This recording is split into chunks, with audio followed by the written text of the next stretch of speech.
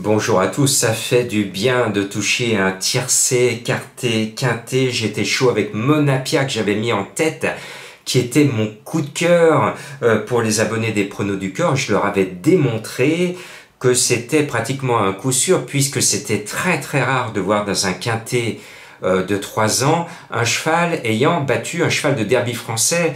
Monapia avait battu cette année Big Rock, le magnifique deuxième du Jockey Club. Ce n'était pas tombé dans les oubliettes de mon côté, je m'en souvenais et pour moi c'était un soleil. Il gagne de peu, mais il gagne, donc je suis heureux pour vous. On va essayer de faire aussi bien ce mercredi avec encore un quinté qui sur le papier semble difficile et pourtant monsieur le handicapeur a tout fait pour le rendre facile parce qu'il donne la course au 16 Ashiktash, quel drôle de nom. Bah oui, avec Michael Barcelona, le 3 à la corde, et avec ce poids plume, il va s'envoler dans la dernière ligne droite. Merci, monsieur le handicapeur. Et puis l'entourage du 11, French Comté, est très confiant, donc on va le mettre. Et puis, moi, je sens bien mon Memory Doim, ce numéro 8, avec Tony Picon. Il court peu, mais bien, et je pense qu'il devrait vous faire plaisir.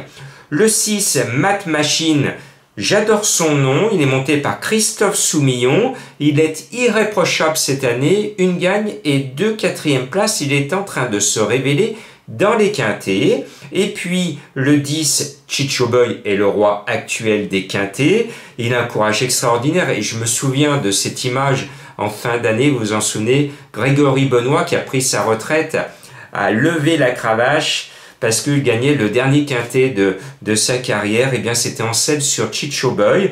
Le cheval a les moyens cette année de regagner un quinté, donc je lui reste fidèle. Il a tiré le numéro 13, 1600 mètres, bon, mais on a vu récemment sur des courtes distances des gros numéros être à l'arrivée, mais ce n'est pas génial d'avoir le 13 à la corde, mais on le met quand même parce que c'est le roi du quinté actuellement. Le 14 Everillo me plaît beaucoup, son entourage, Mademoiselle Bresson, je l'estime beaucoup, elle l'entraîne très bien, on en parle peu, et son cheval Everillo va lui faire plaisir toute l'année, et il va nous faire plaisir toute l'année, notamment dans cette catégorie des quintés, parce que non seulement le cheval est bon, mais en plus il va être régulier, et cerise sur le gâteau, il ne passera pas l'année sans gagner son quinté pour le plus grand bonheur de cette dame, de cette demoiselle qui l'entraîne. Le 14, le jeu de la finale appelle le 4, Bozio. Vous vous en souvenez, le cheval par qui le scandale arrive, on s'en souvient, je referme vite cette page. Bozio est un cheval qui a toujours démontré qu'il pouvait gagner son quinté. Il est annoncé à 26 contre 1, il est bien. Il a du poids, mais à mon sens, il ne va pas taper loin. Et puis, je reviens avec un roi déchu des quintés, mais il revient en forme, c'est le 13 Millfield. Alors, vous le savez, dimanche, j'ai oublié de mettre, enfin, je ne l'ai pas mis parce que je le trouvais vieillissant, El Magnifico.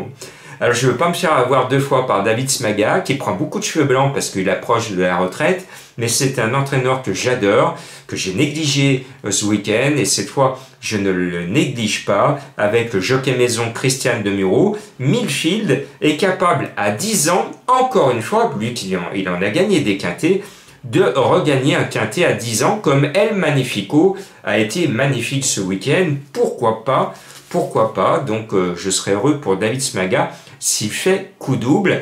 Et je termine par un petit cheval mystère qui est amusant. Si vous craignez les chatouilles, surtout ne le cherchez pas parce que ça va être insupportable et vous allez éclater de rire. Qui est-il? À vous de le dénicher, mais il ne faut pas craindre les chatouilles, attention.